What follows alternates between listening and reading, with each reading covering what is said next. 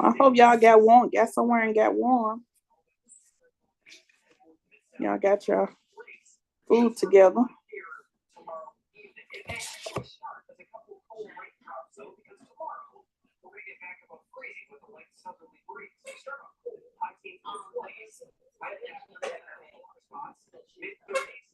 All right, so we got that on.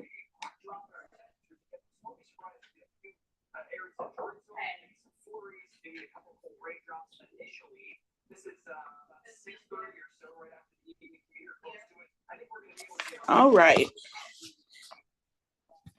All right, so we are actively recording. And this is a great measure. Dynasty, I'm gonna show. So when you guys come on to SEMA, it says welcome to SEMA, I want you to click the blue box. Okay. And if you come down to the third bar, those are your ebooks. Okay. That's your ebook. And you have the foundations and you have fundamentals. Okay. We will not get into the gray until next week. All right. We'll move into the new book, which is an ebook, and it's called Foundations. We'll move into that next week. And all of these great chapters will get done in the month of January and February. We will skip to sanitation after about 2 weeks. Okay. And blue is where we are right now. And in blue, we're going to touch advanced topics. Okay. And then we have the ebook that references advanced topics. We're going to start today just looking at a few things in chapter 13. I want to do like a quick review. You can light the chat up. No, don't light it up because I have to go back. But can somebody give me AHA?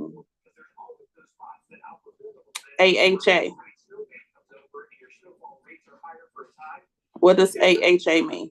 And one thing you remember about AHA.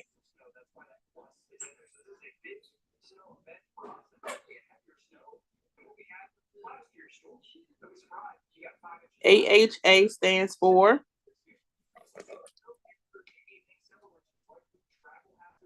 can y'all hear me?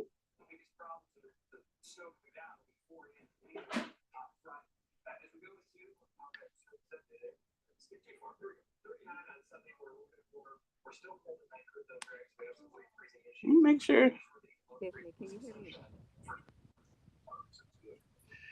Okay, so I'm gonna call you. Amber, what is AHA? Can you hear me?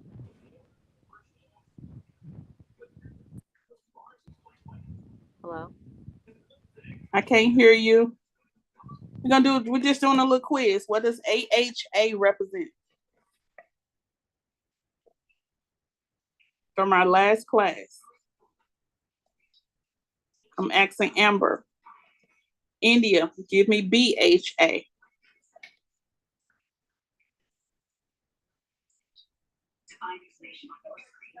I can't hear you at all. It sounds mute on our end. I'm gonna ask for everybody to have active participation. AHA, put it in the chat then, Amber. I can't hear you at all. AHA. Miss India, give me BHA.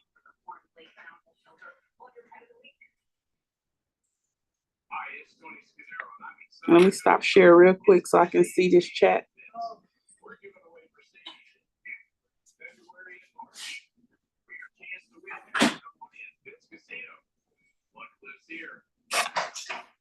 Okay. I need to make sure that there are people behind these cameras. So guys, when I need to hear some response or I need to see some response. Is it more than one person that cannot hear? We're recording, so this is a disruption from learning. So AHA, BHA.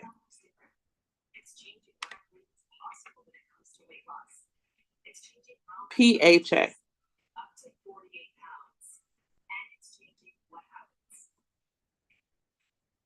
Let me see the chat.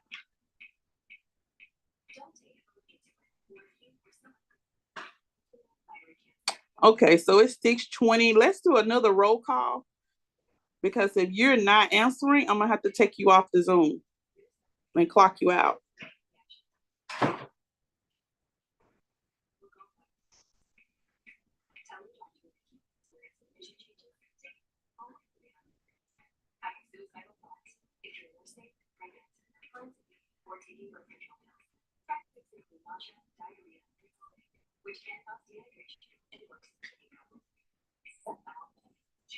Okay, we're gonna be on this Zoom for a while, y'all. I'm gonna need some interaction. Please don't walk away. If I'm asking you to comment, please, you ain't got the answer, just say I get it, or come off of mute and say something. Because I'm thinking no one said anything that I'll close this down and we're not having I don't understand on this side if I don't hear anything on the other side.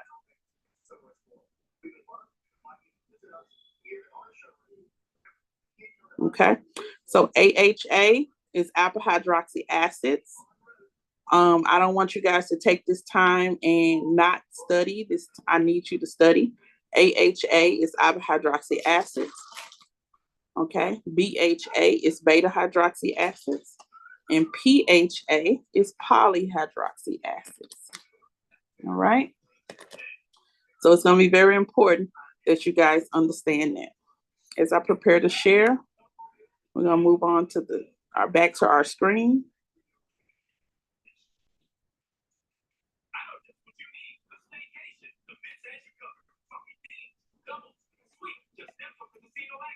Okay, let's move over to our ebook before we do our first video. We had a great introduction on Monday, and we're going to pick up and go a little bit deeper.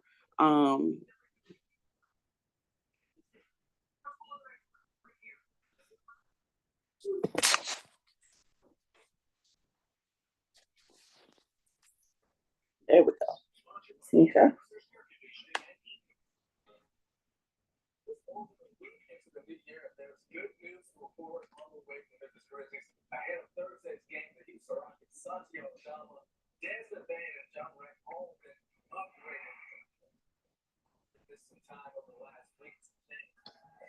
All right, so let's look at advanced topics found on page 642. It's explain advanced skincare topics and treatments for licensed trained estheticians. And it's funny that we will have the picture here because if you guys have ever seen any videos like nip and tuck and things of that nature, skin decisions on Netflix, a lot of times it talks about the med aesthetics and advanced treatments. And that's a great way for you guys to be introduced. And if you feel like you think you may want to work more on the medical side, it used to be a running joke that hey, these individuals, they literally will have to retire out of these positions. Okay, but what I've seen now, there are more younger people who are opening up their own med spas or advanced treatment suites and salons. And I absolutely love it because why do you have to wait? You just go and do it yourself. But in doing that, I still want you to stay connected in some kind of way to the going trends. There's a lot of skincare training workshops and conferences that cater to the medical industry. All right. And so a lot of times you have to pick and choose where you're going to get your education from. A lot of times, if you look on Eventbrite, they do a lot of doctor training for skincare in Atlanta, Scottsdale, Arizona, Texas, California, okay, Florida. They do a lot of that advanced training in those areas. All right. A lot of times when you go to shows, they will couple the training with you purchasing the machines. So remember, you don't have to purchase everything you see. A lot of times the machines are just being duplicated. Okay. And so it depends on what you do, your specialty, whether you want to purchase the machines. If you are not a go getter, if you're not someone that says, hey, I want to make a certain amount of money at the end of the month, if you're not someone that goes out and hustles and get your clients and your marketing is poor, when I say your marketing is poor, you post more of yourself, funny memes and stuff like that, rather than posting your business, or you don't post your business at all, or your business stuff is private. That's poor marketing. So if you have your social media outlets are private and you don't use them at all for your business, um, I would not suggest you go and buy a ten to $20,000 machine. Most of the time in med spas, you are going to get the equipment being in the thousands of dollars, but the equipment really helps you get the results faster. All right. And the people are coming to you paying top dollar because they want faster results. And so you got to have the equipment and products to really do that. And so I think Miss Candace, I'm going to see if I can have her come on Friday for about an hour. But Miss Candace is with Texas Laser Institute. And for our students, I think it may be $1,800 for 3 days. That is uncalled for. Someone at Skin Body Memphis said, no way. That training used to cost like $5,000. But it's $1,800 for 3 days, give or take $100 or so. I'm not sure. But that's affordable for you to get a hotel room and say, hey, I'm going and I'm taking this training, or you wait for her to come down here. By having the laser certification, now that puts you in a position to say, hey, I know how to do advanced skincare with the laser, whether it's hair removal or improving the texture of the skin. And so always stay up on new technologies. I personally said that I am going to a tech conference because I always go to these other conferences. But this year, I want to go to a tech conference because I want to see some of the up and coming technologies that are coming about. Not only that I can use in my everyday life, but I can use in my career. Okay. Um, we're going to research. There are apps. Like, we've been studying skin analysis. We look at the skin, we ask questions, but there are apps that are connected to probes. And so you can scan this probe across the face and it'll have LED light, scan it across the face, and it gives you a full breakdown of what's going on with the skin in your phone. So if you're one of those persons that says, look, I don't have a whole lot of time to be deep going into stuff, do the consultation, I'm gonna fill out the form. But for me going deeper and trying to figure stuff out, I'm gonna just use an app. Okay. And then sometimes you can take a picture, insert the picture into this software, and the picture really tells you what's going on with the skin. It pulls the results of what's going on with the skin. So there are so many different ways to enhance your career when you're talking about treatments, advanced topics and treatments. Okay. One of the biggest things we're going to look at is chemical exfoliation. So I talked to you guys about 3 types of exfoliation. We said that there was manual, which is with the dermabrasion machine. Then there's also no manual. That's with your just basic scrub. And then there's mechanical. That's your dermabrasion machine. And then there's chemical. All right. And that all of this is going to go back to the AHA, BHA, PHA. Okay. Because some of those hydroxys peel and some of them do not peel. Okay. Here's what we're going to highlight. What is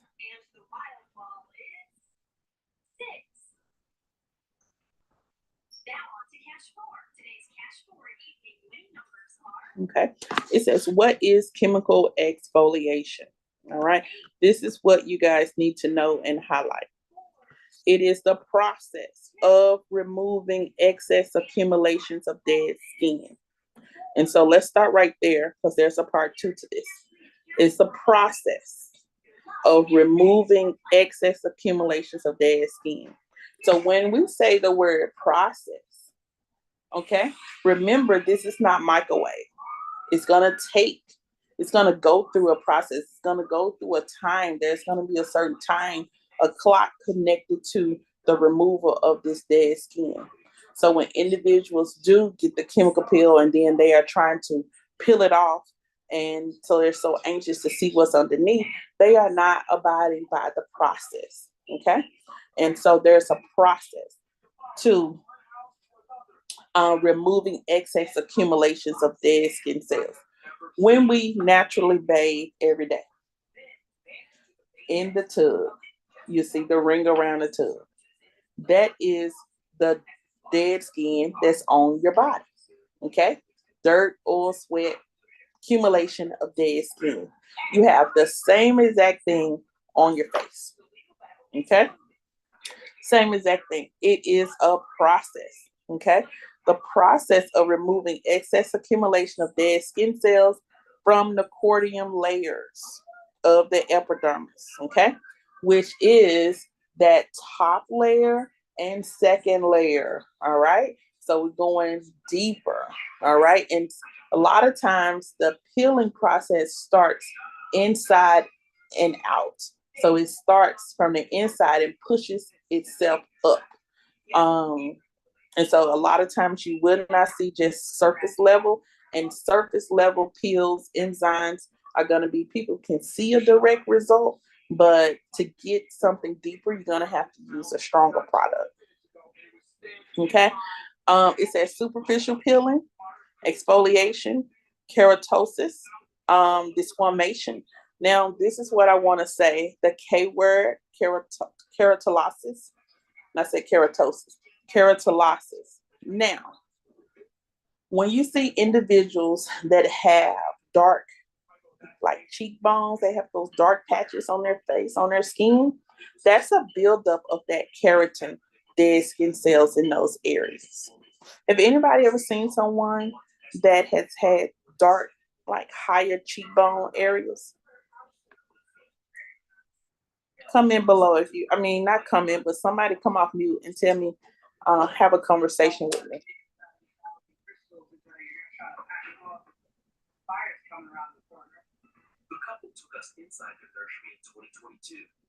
So are you talking about high cheekbones when the bone structure is high in the face?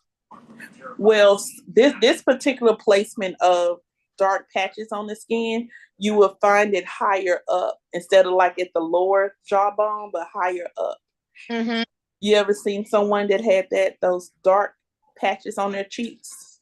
Yeah, well, I've seen people that have acne up in that up, higher up, closer to Mm-hmm. the eyes. Yeah.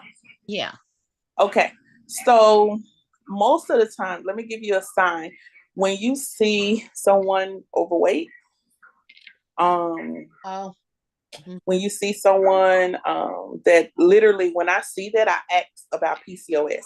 It's just some things I see. I ask about their eating habits.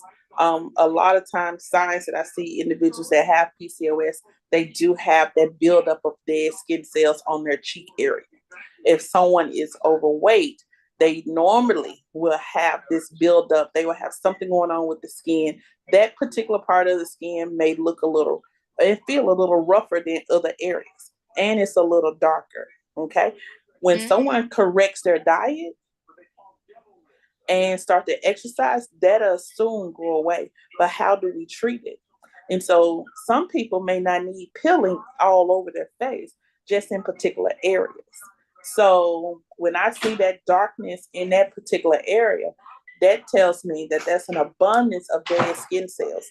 The first thing I do, I'm gonna give them a good cleansing, and I might even put me a glycolic peel or an enzyme right in those areas because I want to lift as much of that surface dead skin cell up.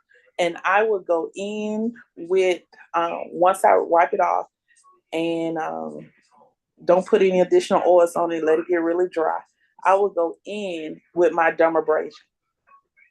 So if I'm doing a microdermabrasion, I'm gonna say just a dermabrasion on someone, and in those particular areas it's really dark, I'm really gonna do more passing in those areas because I want to go deeper and getting that dead skin cells off. And it can happen on someone's neck too, y'all. Okay, especially if they have not been cleaning in those particular areas. So the back of their neck, the top of the front of their necks. If they have neglected, they just been cleaning the face and not cleaning the neck. If they have not been using sunscreen. So a lot of times you can use dermabrasion to kind of balance out what has been going on with the skin. So yeah, just the next time you see that, um, that's something you can definitely think about. Will this person be a good candidate for a chemical peel? Absolutely. Would you have to, but could this person start off if it's their first time with just a enzyme? Hold on. Hold on one moment, y'all.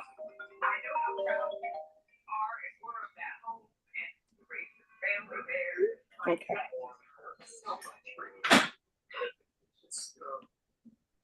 Yeah, could this person start off with something else and move up? But yeah, the first thing I would do, I do my dermabrasion along with a light peel, and just to kind of lighten those areas up.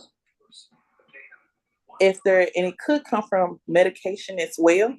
And so when you see that keratolysis, you know exactly what it is. It changes the texture. I can add LED and serum on those areas. And guess what? The skin will become smoother. It'll come smoother. Disformation, that is your galvanic. That's your galvanic. What we're doing, we'll take the baking soda and water, the disincrustation solution. We will put that on the skin and we'll take that galvanic wand and go across. What happens, that disincrustation solution pulls the skin, pulls it down deep into the pores, and then you flip it, and then it pushes all the dead skin cells up. Okay. For that, you will have a process of a couple of days. You may break out. So everything else that's in there that was set to come up, you may have a breakout before you really have the best skin you've ever seen before. So that's something you can always look at. Um, and you will see these terms meaning the same thing, but they just may have a different, it may be a different technique or a different way that they would do it, but it all falls under exfoliation. Okay. It all falls under exfoliation. So long as you know the difference between your AHA, BHA, and PHA, everything else is going to be easy. It's going to be totally easy. Come down to, it says peels and chemical exfoliation services yield more significant results. And I like to say driven results. Okay. And when I mention driven results, which means your client can start to see the results as soon as you do the services. And over a period of time, you do some photo journal where you're taking pictures, you're able to see the difference from day 1 to day 20. Okay. And also, when we talk about photo aging, what that simply is you can see them aging through photos. You also, based on the amount of melanin that the client holds, you could see them going back in age as well. That's what we really want. We want them to come looking one way, and by the time we do another picture examination or finish our 3 months of photos, and we can look back and we see them looking younger and younger and younger. Okay, and that's going to be totally amazing. What 3 things that you're going to deal with when you're talking about, when a person is talking about advanced topics and treatments? The 3 things you're probably going to study. You're not going to do facials to make people feel good. That's not even your concern anymore if you're going to be studying advanced topics and treatments. You may say, my specialty as an esthetician, I want to study, I want to work in the chemical peel, I want to specialize in exfoliation. Your clients are going to be one of 3. Number 1, they're going to be old and want to be young. So it's the reversal of age. So you have a lot of clients who want the anti-aging or the fountain of youth. And then number two, you have a lot of clients that have hyperpigmentation issues. And number three, you have clients that have acne issues. That is your core service market. Okay. Those that want to look younger again, reverse aging. Those that are having hyperpigmentation issues, and those individuals who deal with severe cases of acne. Okay. And so those are going to be your key specialty areas. I love living in that space. Okay. And so you may have someone else that says, hey, I just want to have the client feel good and look good. Hold on one moment.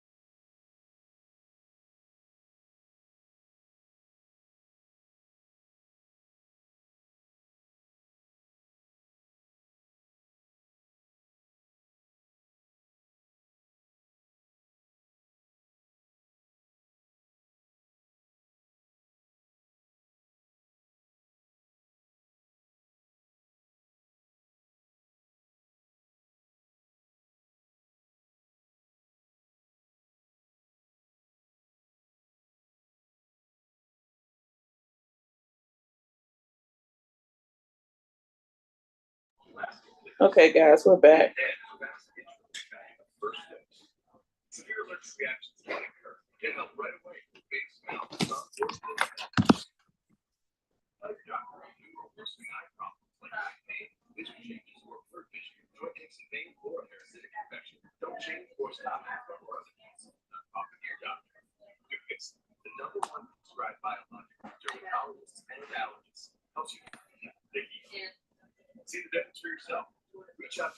All right, let's look at the caution.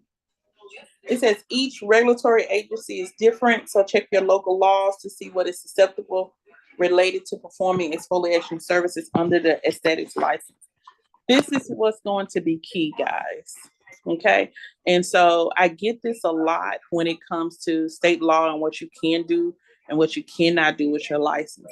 And guess what? For those students that joined us at state board, those students that joined us at the state board, you got a chance to see how it really go down. Okay. And they don't play about you doing stuff that you're not supposed to be doing. All right.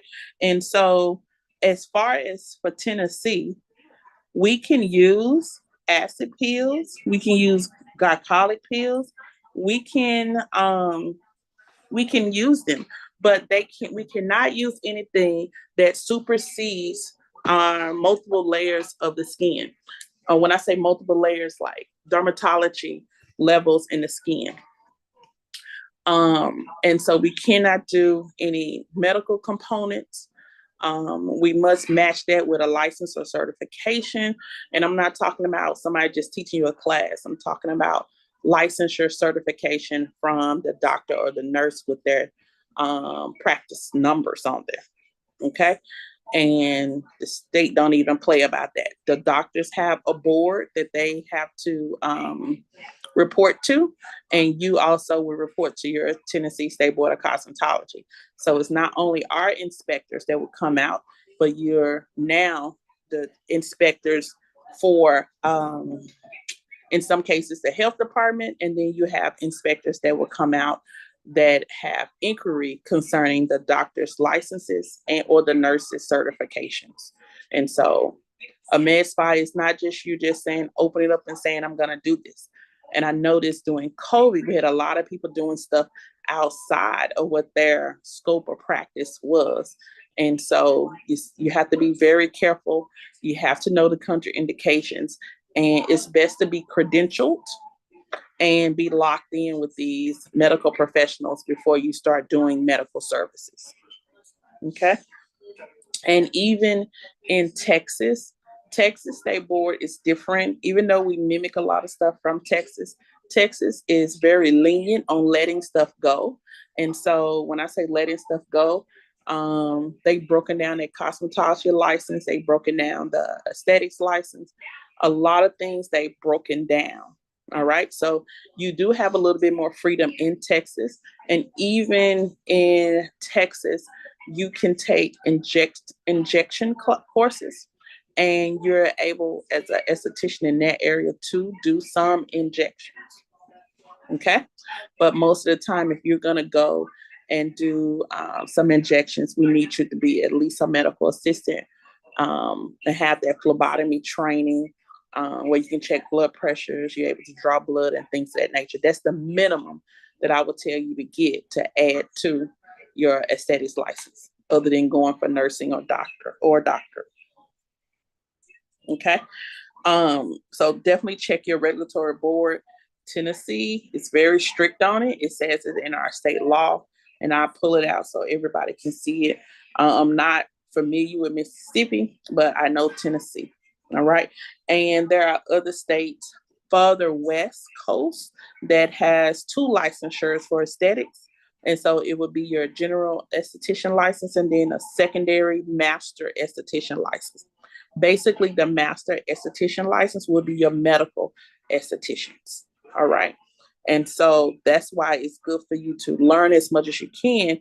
You never know where life may take you. And then when you get to those places, you get the best jobs and positions because you have this advanced training attached to your license. All right. So there's a term called protocol. I want everybody to understand what a protocol law is. You, as an esthetician, you start to build protocols, and a protocol is simply going to say, what are we facing? How do we deal with it?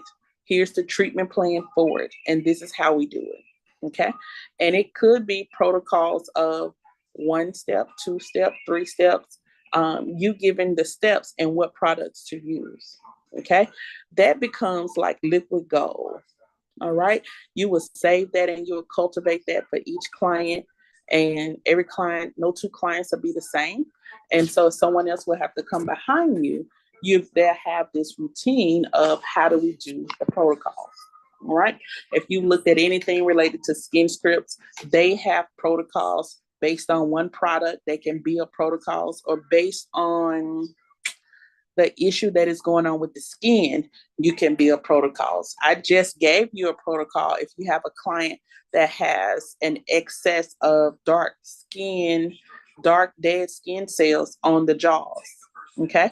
You'll do a general cleansing, or when you do that general cleansing, you go back, you can put your chemical peel or your acid or your enzyme in those particular areas, let it set, wipe after 10 minutes, come back, let it dry, do my microdermabrasion in more passes in those areas just to lift and get rid of the dead skin cells in that areas. So there's protocols for problems, and protocols are considered as solutions as well.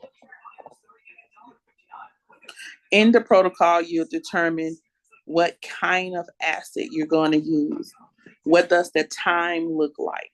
What's the strength of the acid? And then the overall application process. Okay. If there are other ingredients or products that you're going to use to help buffer that product, you'll learn about that as well. Here's the key word: neutralizing. I want everybody to remember that when we talk about chemical peels, remember the term neutralizing. Okay. It says protocols vary depending on the product line, but the basic process consists of applying the product, neutralizing, and removing it within a few minutes. Some peels do not require neutralizing as they are self neutralizing. This is going to separate the bootleggers from the professionals. All right. So if you've already started looking for peels, chemical peels, here's the language that you should also be looking at. Questions: does this peel offer self-neutralizing, or do I need to apply a separate neutralizer to this particular peel?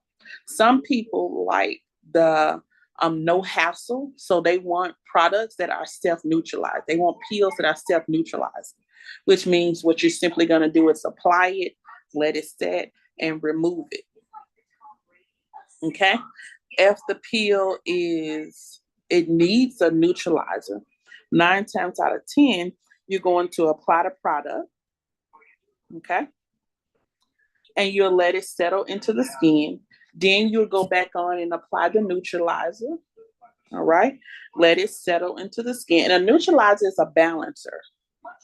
So when you hear chemical peels that say pHs of 1.5 or pH or 1 pH, you're going to be like, man, that's a strong chemical peel. Yes, it is. But if you have the neutralizer helps balances your skin with the peel. Okay, so it's like calms the peel down so it does not go too far. And you would say, Miss Cost, give me an example. You shampoo your hair and you do conditioner. After you shampoo your hair, especially clarifying shampoo, the hair feels a little hard, sometimes a little tangly. Then when you put the conditioner on there, it softens. Okay. And so that's what we would do. And you will let it sit for a minute, you'll rinse it out, and then you'll proceed with styling. That's similar to what happens. Think about if you were doing a relaxer. Okay. So simply if you were doing a relaxer, you'll relax the hair, let it get straight, you'll rinse, and then you'll do the neutralizer. What's the purpose of the neutralizer? It balances the pH. It makes sure all of the chemical is gone. All right. And so simply we have a similar process when we're dealing with chemical peels in the skin that requires a neutralizer. Yes, it was very strong when I put it on the skin. But by me applying the neutralizer on top of it, I have calmed that all the way down. All right. Once I let it go to work, I've calmed it all the way down. Once I've calmed it all the way down and balanced out the pH of their skin, now I can go back in and remove that product or whatever residue is left on the skin. Even if you don't see anything, go back and remove it because the skin absorbs everything. Then you have products that are self-neutralizing. Apply once, let it sit, and then you remove. So you get to choose what will work better for you. And there are tons of companies. And Miss India, Miss Candace could tell you from going out to Texas, there were so many companies. You had to almost like say, I can't get all of them in one day. I'm gonna pick one, and then I'm gonna go from there. What was the name? There was that company called Derma Swiss, DermaSwiss. Was it Derma Swiss, Miss India? Yes, Derma Yeah, Swiss. Derma Swiss. Okay. Mm-hmm. I want y'all to just take a look at Derma Swiss. I think they were out of Florida. And I've talked to them since that show. And my friend in Texas had talked to me. He bought a whole line. But they have good education. And you want to buy in a product company or a line that's going to also teach you as you purchase from them. And so that's always good. So definitely check into that. And don't go for the companies that are popular all the time because they may not be the best. And most of you guys are, well, all of you guys are people of color, which means as a melanated esthetician, you're not only looking for something that works, but you're looking for something that works for melanated skin. And so many companies have missed it as far as not building their products to work on melanated skin. And you have a lot of estheticians that don't look like us, that are in a Caucasian realm, who are scared to do chemical peels on melanated skin. Can anybody tell me why there's a fear of working on melanated skin? Just what do you guys think? Why do you think people and companies are apprehensive about? Because they don't want to burn us. There you go. They don't want to burn you. And then here's the thing too. And when they went to school, they only studied certain skin types, certain skin. And that was Fitzpatrick 1. Yeah. They only studied what looked like them.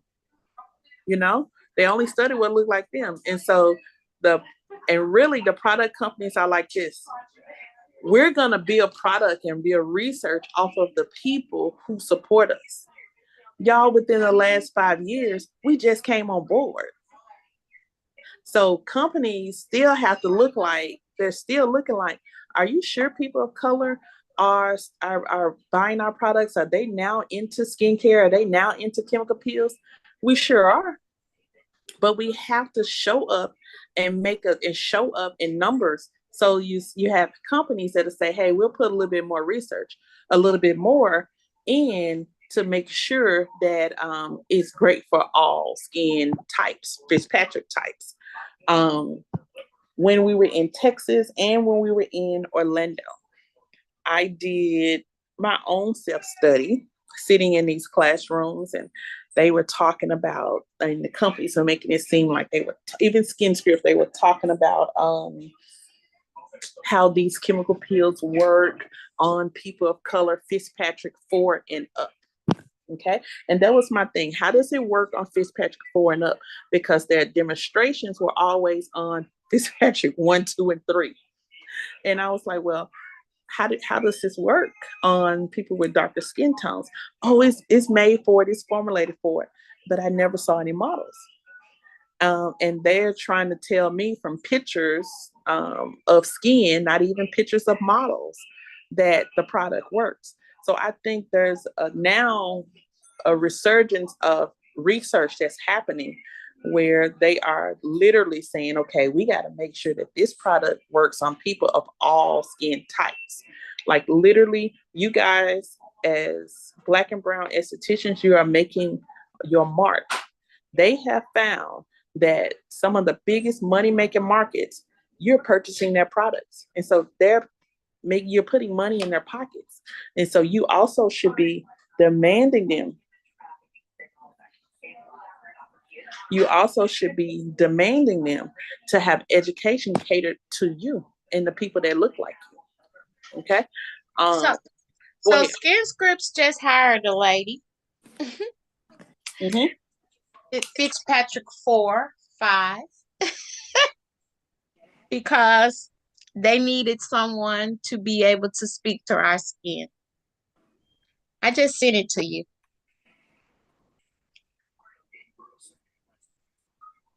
Mm. You said Mm-hmm. you texted to me? Yeah, I just texted to you. Okay, I'm waiting on it to come through. Right. Yeah, through Facebook. Yeah, but they just hired Miss Stacy, and she's a brand educator, and they needed someone to that looked like us Yep. to be a brand for them. Yep. And please notice they're gonna hire one person at a time. But let me tell you, they do have people that look like us that work their booths at trade shows. So they have a lot of ambassadors, but congratulations to her. So what by them hiring her, what do you think? Are we in line? Are we correct with SkinScript starting to adapt and knowing that we are big money in this market? I think so. I think so. I think that they're we're being more prevalently known Mm-hmm. to be in the field and to use a product that can be beneficial for our skin. Mm-hmm. So yeah, I really believe that it's becoming well, Skin Scripts knows that if they don't cater to us, then Mm. a lot of they're gonna lose a lot of money, Yeah. without having us on and using their products. Yeah. Because initially their products will get us interested, but after a while you want to see somebody that looks like you. Mm-hmm. Yes. And I kind of see their moves. And you know what happens when you don't let us in the door? We start building our own stuff. Mm-hmm. Yeah. And I think that that is probably going to happen. That really should happen. I don't know who's going to take that on, but that is when that really does happen. It's going to be a lot of people that leave some of these major brands because they're going to have foundation of black and brown skincare, tons of research, and so I wish you the best. But that goes to show, um, They're saying something in the boardroom. If we don't get somebody that look like somebody, we're going to lose a lot of money. And I would expect SkinScripts is a leader. So I would expect other companies probably to follow them. We'll see as the year goes on and we go to trade shows. Well, and that's something I always look at. I'm smiling and I'm learning, but I'm seeing how many people look like us that represent the company. And I even go back to old school. If I don't see anybody, I'm not pleased with what I'm hearing, and you're just trying to sell me anything, I will put a hold on my pocketbook. I won't. I would not patronize it because you want my money, but I'm not good enough. And that can go 100 different ways for you to in, increase in the research, okay, for my skin tone, my skin texture. So, and that's great. So kudos to. We'll drop that in the group as well on Facebook. Is it Stacy? Is her name Stacy? Her Something else. name is Stacy. Her name Okay. is Stacy Nerves. Mm. So great. I had to send it over to a friend in Texas. He would be excited to hear that they're hiring somebody that look like us. Um, so let's go over to acid, alkaline, and pH because this is going to be another important part. So yes, we talked about AHA, BHA, but before you actually are able to select chemical peels, you need to understand about pH balance, okay? And you need to understand about acid, alkaline, neutralization, things of that nature. So we've seen pH scales before, okay? Our skin ranges from 4.5 to 5.5. Bam. Okay. Um, any product that falls in that range of 4.5 to 5.5 is considered acid balance. Acid balance, okay? Which means it is safe and gentle for the skin. So most baby products are considered acid balanced. Baby shampoo, um, baby body wash, things of that nature, they are considered acid balanced. This is why sometimes they say use baby shampoo for the lashes. Okay, you wonder why they're not why they don't they're not eyes are not burning or anything like that, because the product is so pH balanced, and sometimes it could be watered down, that it's a gentle cleaning. Now, all because the products are pH balanced, that does not mean it gives you the ultimate clean. Sometimes with pH balanced products, you may have to clean more than one time because they're so light and gentle. Okay. And how normally you would clean, you would need something on the alkaline side. All right. Miss Which is, D, Dynasty says she need to be laid back in. hold on. Thank you.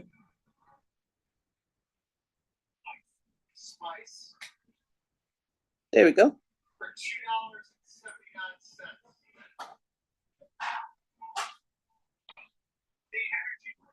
Okay. Dynasty, you back in? Yes, ma'am. Thank you. Awesome, awesome, awesome, awesome. Let's see, let's see.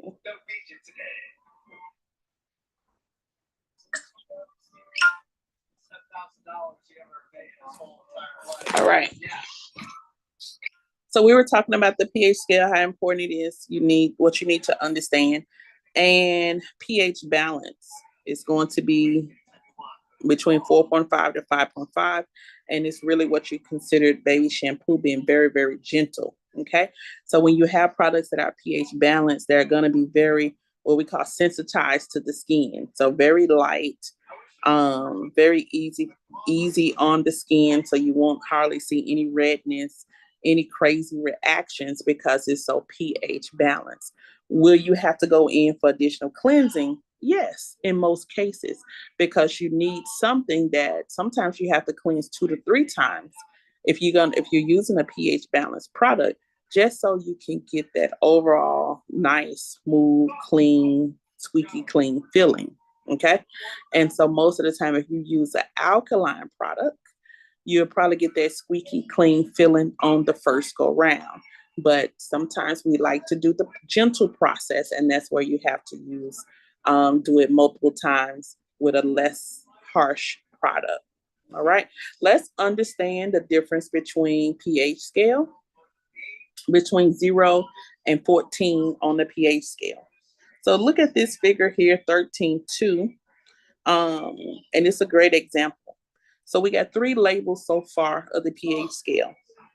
0 to 6.999 is going to be acid. 7 is going to be neutral. 7.1 to 14 is going to be considered alkaline. All right. So what is 7? 7 is going to be distilled water. That's what we put in the machines. It's very neutral. Okay. Let me tell you something about water. Water is considered a universal solvent, which means whatever you add water to, it's going to lessen the value. Okay. It's going to make the product weaker. So adding more water to vinegar makes it weaker. Adding more water to ammonia makes it weaker. Okay. And so water is 7, universal solvent. And we're talking distilled water. Okay. It's a neutralizer. All right. Anything I add that 7 to is going to make it weaker, make the product weaker. All right. So this is how we do it. But if you're seeing the pH scale for the first time, acid battery, 1, lemon juice, a 2, and let me just stick a pen in lemon juice. Okay. Anything citrus can be used as a cleanser for the skin, and anything citrus, if you notice, you could take an orange and clean the orange, add it with water and clean the surface. So it's a cleanser. Most enzymes have citrus key ingredients, such as pineapple, lemon, oranges. And so most enzymes, the active ingredients are citrus-based fruits. Okay. Hence, take a look at skin script. They use more of those fruits and vegetables and things like that for skincare. Vinegar is a three, mainly white vinegar. Apple cider vinegar falls into this category. If vinegar is used in the machines to clean rust, that's some strong product to be put on the skin. Okay. And then we have 4.5 to 5.5 is going to be our hair and skin. Then we have rainwater at 5.5, still very gentle on the skin. Okay. And then we have 7 being neutral. Anything over on the other side is considered alkaline. All right. So we have baking soda right at a 8.2, 8.3. All right. Remember, baking soda and water together is called a disincrustation solution. You put it on the skin, and then you put the galvanic rod on top of it. What happens is going to pull up all the bacteria. You're going to have a breakout, and after that, you're going to have beautiful, clear skin. Baking soda is very powerful. Baking soda is also used in our washing, in our laundry. Okay, using baking soda in the laundry along with whatever else you got. Baking soda acts as a booster to make the clothes cleaner. Okay, gets more dirt out. So the same thing it does to the skin, it does to the clothes in the laundry. Baking soda also can be used in your tubs, okay, your bath water, in your foot baths because it helps kill bacteria and fungus. Okay, so you'll find that some people take Epsom salt and baking soda mix. They may take a little citric acid and pour it, scoop in the bath water, and then they also may put a scoop into the foot bath. Okay, kills fungus. If you look at 12, you have ammonia. Okay, and then if you look at 13.5, you have lye. Now let me bring this all around again. 14, 13, I'm gonna say 9 to 14, those will be your chemical relaxers. Chemical relaxers, 9 to 14. The further any number is away from 7, the stronger it becomes. So 1 is stronger than anything on that side closer to 7. And then 14 is the strongest of anything on that side closer to 7. So 7 is neutral, but the further away the number, the stronger the product. So if I have a chemical peel that says they're 1.5, that chemical peel, that acid, is in the same category as battery acid. Battery acid, when it's hot, it's gonna burn your skin anyway, hot or not. Okay. And so that's why we have to be so careful and don't be so gung ho about doing the chemical pills without training and understanding. Hey, right. Hold on, guys. Give me one moment. I want y'all to look at that pH scale and then I'll come back in one moment.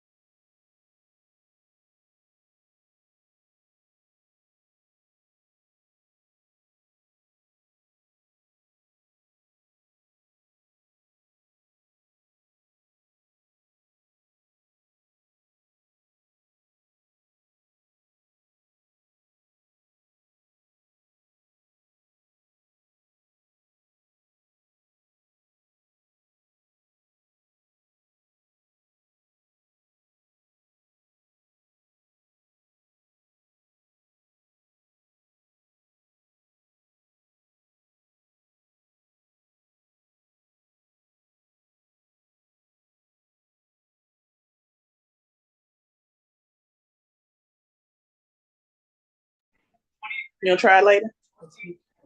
Huh? That's who? How you know that? Oh no. He ain't call her. How you know? Poochie?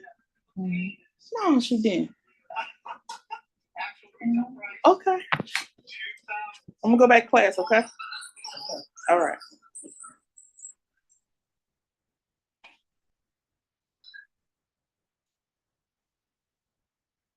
All right. So the understanding I was trying to tell you about the pH scale, although you see it where it looks 0 to 14, the further you are away from the 7, the stronger that product is. So what we want to always do is test the pH of our products. Okay. And even if you are saying, okay, Miss Cox, I'm making toners, I'm making products to sell to other people, please make sure you test them before selling. Please make sure you test your pH so you'll be able to warn your clients about when to use it, how long to leave it on, and things of that nature. So most people who see the pH scale, they don't really understand it, but they see just numbers. All right. So tonight, I want us to have a good understanding of the pH scale before we move any further. This is a great consideration because your pills are going to fall in this category. Mandelic peel is the most popular peel for treating hyperpigmentation. That mandelic peel may be a 3, okay? But then there are other peels that are a 1 or 1.5. Which ones will be, if I had a peel at a 3.0, then I had a peel at a 1, which one would be the strongest? Somebody unmute. If I had a peel at a 3 and then a peel at the 1, which one would be stronger? The one. Yes, One. the 1 would be stronger. That's good. I'm glad we got that understanding. The 1 would be stronger. If I was to look at acids, we're looking from 0 to 6, 7 being neutral. If we was to look at alkalines, we got 8 to 14. All right. 7 is going to be neutral on both sides. Give me one product that is 7. Anybody? One product that's 7. Is that the rainwater? It is distilled water. Distilled water. I'm sorry. Yeah. Mm-hmm. It's distilled water. Okay. Okay. So when we're looking at distilled water, and just looking at different components of distilled water, we use distilled water in what? How do we use distilled water? In the steamer. In the steamer, and we use it to make our rose water. Yeah. Right? There you Right. go. Mm-hmm. And so distilled water is going to be good because it has that neutralizing effect. All right.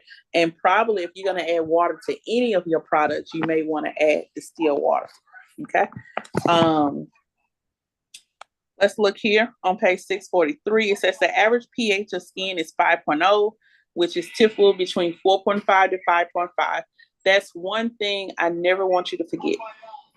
Never forget the pH of hair, skin, and nails. Remember, they're all on one system. Whatever goes on with the hair, you're going to see it go on with the skin, and you're going to see it go on with the nails. If you feel like someone is inverbal or can't tell you what's going on, you should be listening and talking to this client, but your eyes should be doing an examination. Your eyes should be looking at their skin. Your eyes should also be looking at the hair. Your eyes should be looking at their nails. And you can sometimes say, well, let me see your hands. And do you mind if I touch your hair? You're not a hairdresser, but whatever you see going on with one, it's going to be going on with all of them. So if a client has dry skin, you're going to see dry scalp, dry hair. You're also going to see dry cuticles around the nails. All right.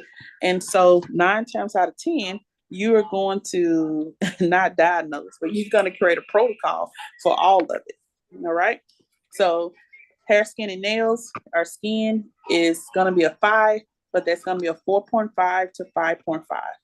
When you're choosing products and you go to shows and you go to classes, always keep in mind that the skin is 4.5 to 5.5. And when someone's trying to sell you products, always ask, what's the pH? So mentally, you will start to learn, how is this going to react to the skin? If they tell you that this product is a 1.5, that is a super strong product.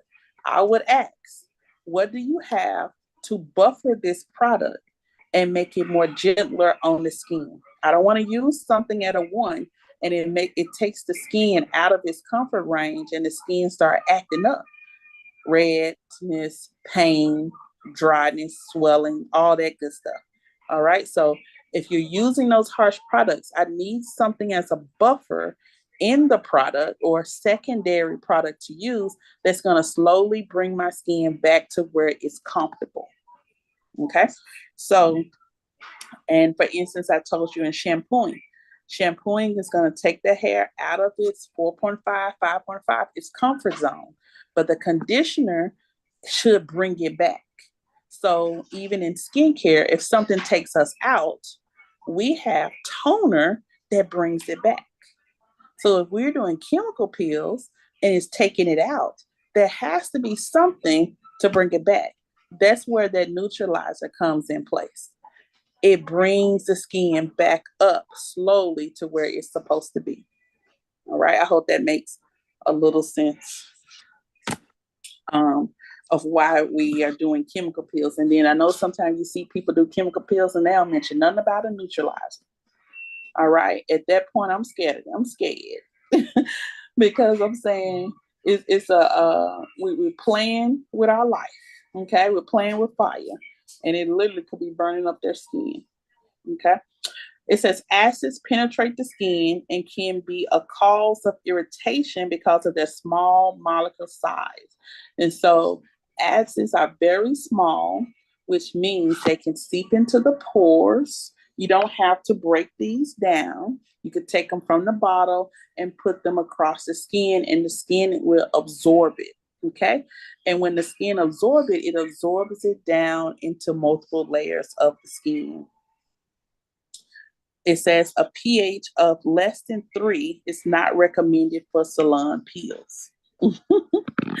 Tennessee says that glycolic is their advisement of 3.0, which is a 30. You move the decimal point, that makes it a 30.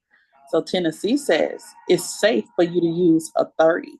So can you imagine all the people that you see in Tennessee and they are doing chemical peels? Ask them the pH of those peels. And I bet you they tell you it's a 2, it's a 1.5. That means that it's too strong. Now I won't say too strong, but it means that Tennessee does not allow that. They're literally gambling. Okay. And so if something happens to their client's skin, they are held liable because they are not doing what their state license requires them to do. Most of the time when you are working in med spas, that medical license, that training and certification from the doctor and the nurse will supersede that 3.0. So dermatologists are able to give, and in med spa doctor professionals, they're able to go further than what your state law says because now you're governed by another body, okay, a larger body. And because you have had that training and your doctor has stamped it, you're able to, go a little further. And that's why people pay the big bucks because they want to go a little further. Do anybody remember that there was this nail tech that got in trouble? Oh, it was maybe 10, 20 years ago. Yeah, most of y'all are not that old, but this was a nail tech that got in trouble because she was using embalming fluid. She put it in her nail polish. Anybody remember that? She put in. She worked at a funeral home as well, so she put embalming fluid inside the clear polish. So what happened? She wanted her clients' nails to be very strong, and when I say strong and hard, It was, but and then people started getting sick because they would start to smell it and they would put their hands in their mouth. And somebody went to the doctor and that's what it was. It said that they had traces of embalming fluid in their system. Miss D, Yes. it was a fingernail polish that was on the market that had formaldehyde in it. Mm-hmm. I can't remember what it was, but it was very popular. Was it Theon? Theon's, yes, yes. And Tennessee had a requirement, like for you guys, when you come to state board, you had to bring formaldehyde tablets. They stopped doing that because the formaldehyde tablets will make this like um, kind of like when something is in the air, it just kind of the particles will be in the air, but it was cancer causing. It was cancer causing, and for individuals that say they want to get blowouts, you ever heard of Brazilian blowout where they get their hair straightened and it's really really straight? They stopped that chemical. They stopped them from putting formaldehyde in that chemical because the hair would be sleek and bone straight. But the fumes that it created in the beauty salon made people sick, gave them smoker's lungs.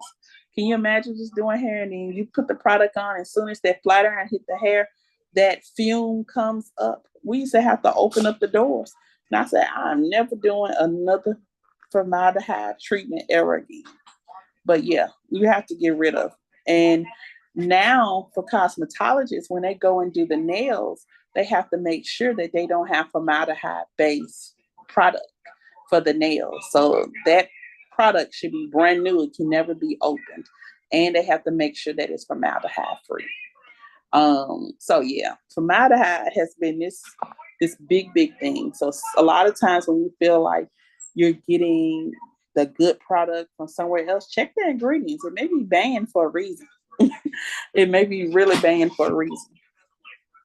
So when we look at a pH of less than 3, it's not recommended for salon peels. And most states do not allow the use of lower pHs. Tennessee is one of them. Buffering agents. This is what I'm talking about, buffering. You want to remember this. Are ingredients added to products that help make them less irritating. Okay. And so let's say we have an acid peel, and it's a 1, a 3. Let's go with a 3. We have an acid peel and it's a 3. What could we add that would soothe the skin? Of all the stuff that we have, products we've made, powders we've created, serums, what do we have? What do we have that could really make this product amazing? Toner, Hmm? toner, What do we make? Yeah, what is one of our popular toners? Rose, right? Rose rose oil. water, rose water, Rose oil. oil. Yeah. So you could add rose essential oil to your acid peel, and you know that rose is going to calm the skin. It's going to hydrate. Um, I would use anything that's anti-inflammatory. So any herbs or products. You know what I would actually use after the acid peel? I would use aloe vera. I'll see you in the morning. How you doing? I would use aloe vera. Okay. And so it would be take the aloe vera plant, open it up, and I would put that aloe vera gel directly on the face. Aloe vera is gonna calm the skin. It's gonna help even out skin tone. It's gonna start the healing process of anything you got going on. When I used to do relaxers in the salon, just in case someone said their skin was irritating, we would rinse them out. And after rinsing out, I would immediately start to put the aloe vera plant, just take it off, open it up, and spread that gel all across the hairline and in between the parties. It will calm the skin down and immediately start the healing process of that skin. Then I go in, I rinse, I neutralize, And I will continue to treat the client's scalp with the aloe vera, and I send them home with some aloe vera. Okay. And so aloe vera is used in more ways than one. And definitely keep it handy if you're going to be doing acid peels, because as I told you, acid, keyword, battery acid, acid peels, they are in the same family. And no peel stays on longer than 10 minutes. You have some clients that as soon as you put it on, they're ready for it to come off. You can't say, oh, just give it a little while longer. The longer you leave it on, they'll start burning. So when the client, we don't play about this. When they say, oh, it's burning, it has to immediately come off. You be like, man, I'm wasting my product. The client still got to pay for the product. But now you know their client cannot take that peel. So you have to go to another strength. You have to go to a weaker strength. And some clients can't even go past a glycolic of 3. And you'll say, Ms. Cox, how do you know? Well, before you do any kind of acid peel or chemical peel on anyone, you're going to check it first. And it's called a predisposition test. You're going to see that word again. I will put that peel in the elbow. I would put it on the wrist, like where the watch sits. I would put it behind the ear, just a little dab. If they tell me that those areas started itching and they were red and they kept scratching it, that's too strong for that client. Okay.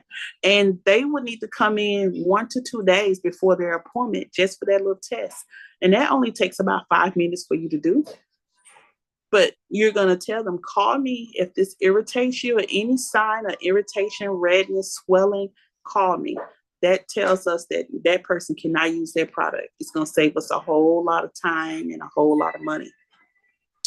And everybody cannot get these strong super peels. And some people are not doing these tests. They call them patch tests too. And so it's going to be your license on the line. So you need to do your consultation and your patch test. I usually never do a chemical peel on the first day. If you're talking about, oh, I just want to go and get a chemical peel. I have a lady, a good friend of mine. She lives in Nashville, but she comes to Memphis and says, oh, can I come to the school and get a chemical peel? No, you cannot. Can you do it? No, you cannot. I don't know what's going on with your skin. You can come get an analysis, and before you go back home, we can probably do a peel based on how that analysis goes. But I'm never going to be that hungry for money and services where you're going to put, your reputation on the line, and it will follow you. Okay. So I want you to do the peels. I really do, but I want you to do them, get educated and do them the right way. And this is the season of peels. Some people could be slow in the summer, but they make all their money in the winter because chemical peels /acid peels should be done in the colder months. Nobody should be getting an acid or chemical peel in the summer. Okay? It's big, big issues because you got the sun, people sweating, so much stuff going on that could damage the skin. All right? So wintertime is peel season. So you want to use buffering products. So this is why Skin Scripts also wins. This is why they're champions. Because if you ever looked at Skin Scripts, yes, they have enzymes. Yes, they have acid peels, but all of those ingredients, those fruits, those herbs, they are buffers to help you with the product. It helps calm the products down on the skin. So I absolutely love ingredients like that. Okay. So buffering agents are ingredients added to products that help make them less irritating. Products with a higher acid percentage and a lower pH are more irritating. Okay. Higher acid and lower pH, more irritating. And so this is what I'm saying. The further away the product is from 7, the stronger it becomes. Okay. The acid needs to have a pH lower than the skin's pH to be effective. So if the skin is 4.5 to 5.5, and you're saying, oh, I found an acid peel that's also 4.5, you might as well just laugh. You're going to waste your time and money. the last sentence was the most important one. The acid needs to have a pH lower than the skin pH to be effective. 3 is under the 4.5 and 5.5. It is effective, but it ain't going to give you any peeling. Going lower than 3, you're going to actually start to see the skin peel over a period of time. And you're going to see that new skin come up. Okay. So not only is the product stronger if it's further from 7, but the product also needs to be below the pH of skin, 4.5 to 5.5, to be effective. Okay. What does pH stands for? It stands for potential hydrogen. All right. So a spa level of 30% concentration, that's going to be glycolic peel, is usually formulated to have a pH of 3 if it's buffered properly. All right. That's what Tennessee allows. We do have pH 3, glycolic peel. We have a 30.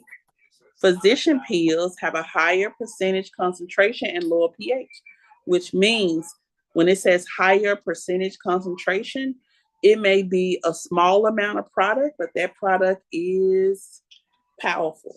You don't have to use a lot. It may say use a very small amount, but it is powerful. Okay. And lower pH. Notice that it says physician. If you're not a physician, trained or working under a physician, you should not be using this pill. Okay. And then there's over the counter, OTC, AHA, home care product formulations that contain 2 to 15% acid. Okay. So when we look at over the counter, these are your skincare products that you can find in Walgreens and Walmart and Target and things of that nature.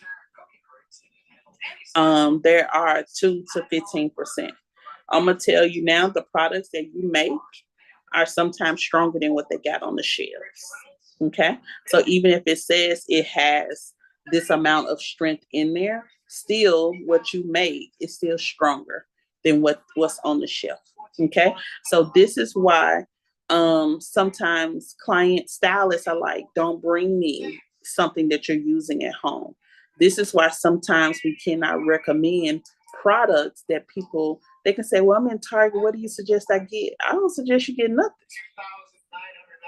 Number one, if I start suggesting you buying stuff out the store, that's going to take my business away. And number two, nothing in those stores can compare to what you can purchase from me and get the pure amount and get the actual thing that you need. Whereas you may purchase a product from me and the first time you use the cleanser, it does the job. Whereas you may have to use it 2 or 3 times to see a little bit of progress. And their money maker is they have to keep purchasing it to maintain it. You have to keep purchasing it to maintain it. And then when you look at AHA, home care product formulation, is something that I sell from the spot. It has 5 to 10% acid.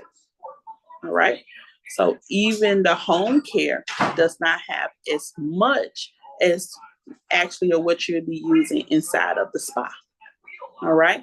So would I rather my clients purchase their skincare products from me than going over the counter and trying to figure it out, because they may have multiple products. And when you start using mismatched products, remember every product you put on the skin changes the pH of the skin. Thus, cleanser, then toner to balance it off, then exfoliator, then toner to balance it off. Okay. And so we continue to use toner throughout the facial to balance the pH of the client's skin. The skin says this: take me out, do whatever you want to do, but you got to bring me back. And so by us using the toner, that's what we do. We bring it back. We let the product do what it's supposed to do. It took the skin out of its pH, but the toner brings it all the way back. Right? And then you have physicians carry home care products with higher percentages of acid. So even the home care products that the doctors are selling the clients is even stronger than what you even give your clients. Okay. And so it would come in this category: over the counter, professional, that's you. Over the counter, anybody can purchase. Professional, that's you. And then the physician. Okay. The physician products. It says pills are sometimes used to restore the skin's natural glow. Absolutely. All right. Um, this is what we're going to look at and come back from. We're going to go over this last little page. Um, so yes, you want your skin renewed. A lot of people wants to get this summer skin out of the way. Um, Sometimes medication does a workup on our skin, and sometimes we just can't get rid of those dark spots. It's just so many reasons, but we get our natural glow back, um, which can be inhibited by hyperkeratinized skin. Hyper is a whole lot of something. Keratinized is the protein. That's dark spots, y'all. Okay. That is not functioning. Okay. So here's the thing. Sometimes individuals get the chemical pills to lift up these overabundance of dark patches and dark spots on the skin. Okay. When you say not so much as dark, but you're talking when keratinized has protein. So this is a buildup of dead skin cells. So it's a hyperactive building of dead skin cells. So people sometimes need to get the chemical pills to hurry up and get that off their skin so their skin can be soft and smooth. And they are more so worried about the texture of their skin. The cell renewal factor, the CRF, okay, is the rate of cell mitosis. This is how our skin repairs itself. And by doing the acid pills, it increases the repair of the skin. Okay. Naturally, when you're younger, you will cut your hair and it'll grow back just like that. Naturally. Okay. The older you get, you start cutting your hair and slower it grows back. All right. Let's take it over to skin. Naturally, when you were younger, you got a little nick. Before you knew it, it started a scab. The healing process begun. But as you get older, you get a little nick, and you're like, "What? It's just not healing as fast as it used to." Okay, that's simply because of age, natural age of the skin. This is why sometimes we have products called cell renewal, cell repair. You may see products or moisturizers that are marketed, cleanser or exfoliators that are marketed as cell renewal, cell repair, because it increases the cell metabolism. Um, and when you do the acid peels, it's going to increase the cell metabolism. So it's going to start duplicating that dead skin cells and pushing it up to the surface of the skin. CRF. Okay. This process slows down with age. So I just stated. Okay, this is what I need you to highlight. It says the average rate of cell turnover rate for babies is 14 days. So if a baby has a cut or a scab in 14 days, it's going to be gone. For teenagers, 21 to 18 days. This is where it's also going to be very important for you. With teenagers and individuals who have acne or acne prone skin, listen up really, really closely. Now we have pimples. Okay, then they're irritated. They start to scratch and do something with their pimples. Okay, literally, if they left it alone, it'll heal itself in 21 to 28 days. Okay, so just say if they come in to you and you give them a facial, you also do extractions and you remove the bacteria that's in those pimples. One thing you would do, cleanse, tone, but you would go back and use your high frequency one, right? Number one, the high frequency is going to get rid of the bacteria and it's going to start to shrink those that pore area down. Number two, the light. If you did LED light on top of it, it would tighten that pore even more. And within the next 21 days, the next 3 weeks, or the next 4 weeks that you saw this client, that area will be gone. No sign of it, absolutely at all. It will be gone because naturally, what you did versus their own body's mechanics of their own body, it heals.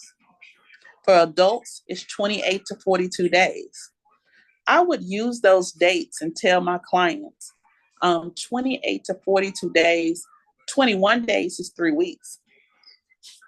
So you would say, let's repeat this treatment every 2 weeks, or maybe you have um, 3 treatments and the client comes in every 2 weeks. Okay. 3 treatments and the client comes in 42 every 2 weeks. All right. What's going to happen? You're going to see some results. You're going to see new skin naturally because their skin turns over and at the maximum every 42 days. Now, just think if you're doing great facials and that person is committed to cleansing routines, that speeds it up a little bit. All right. Now, who they have confidence in? You. Who they know going to take care of them? You. Okay. You just use basic common sense along with their treatments to get them to come in and stick to their plan and have some consistency. So that's something I need y'all to always look at. For those 50 and older, you're looking at 42 to 84 days. So my clients that are 50 and older, will they have a longer treatment plan? They will. They will. And you guys can start selling packages too.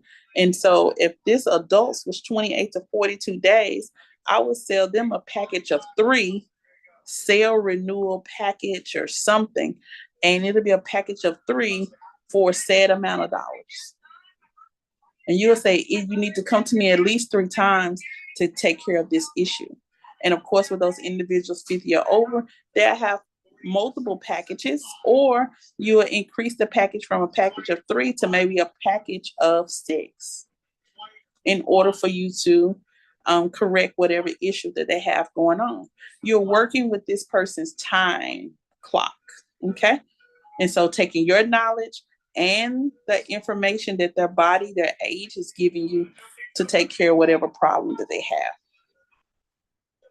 Factors influencing the CRF definitely is going to be genetics, the environment where they work, where they live, the medical history, the lifestyle, the personal care, the exfoliation methods. You're creating a protocol, okay? And so literally I can sit and do this all day long is create these protocols and plans for my clients. Okay. And this is where the packages come in.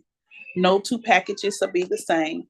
Me and the person next to me in the next room will never have the same packages because we all have clients at different ages and that deal with different things and have different influences.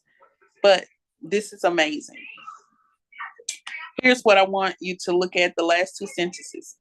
It says, while exfoliating is great for the skin, hydrolipidic balance must be maintained, especially for allopeptidic balance. Now, what that comes in is water and oil level balancing the skin out.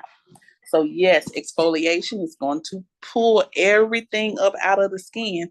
So you need to have a balance, aka of hydrating or moisturizers, or complementing your chemical peel with a serum. Okay, hyaluronic acid is one of those most amazing products that you can use even with other acids because it makes your skin, it tricks your skin to saying, oh, there's more collagen.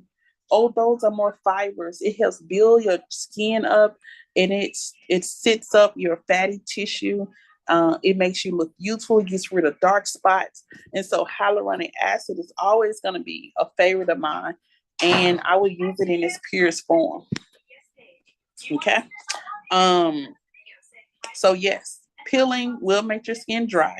So you're gonna have to use something that's gonna balance. So whether a serum or a moisturizer that's gonna balance the skin. Okay, it says over peeling is detrimental to the skin. So applying too much peel when it says do 2 passes and you constantly doing more than 2 to 3 passes, you are literally applying more product. But the more that you take your hand and the brush across the skin, you can cause irritation, okay, and burning in those areas. And if you're doing your peel too often, you could cause issues with the skin. All right. So be very, very, very, very careful. The picture I showed you, I think it's a lot of pictures where people have mishaps with the chemical peel. It works for them the first time, and they want to do it more and more and more. And sometimes you have to balance that out. So it's this overpeeling is detrimental to the skin, and monitoring the client doing a treatment plan is imperative. All right. It's absolutely imperative. Okay. And so that's what I want you guys to look at and continue reading. I want you to look at that and continue reading. That was a very interesting lesson tonight, especially about the pH scale. Um, be prepared Friday. I'm going to probably do about 10 questions.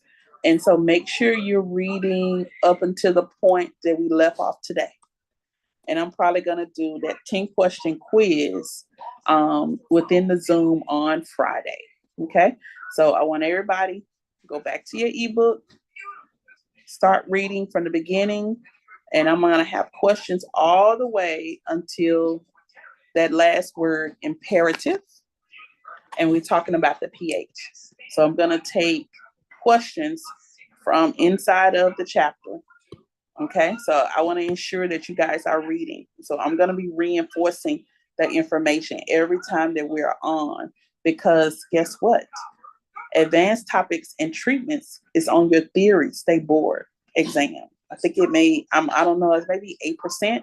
So you may have about 8 questions. So we got to get this, y'all. It got to become super easy to you as well. So that's the goal, is to break it down where you understand it. And we never want it complex for you at all. Okay. Y'all have a blessed and amazing evening. Happy Wednesday. Look, tomorrow get somewhere I sat down.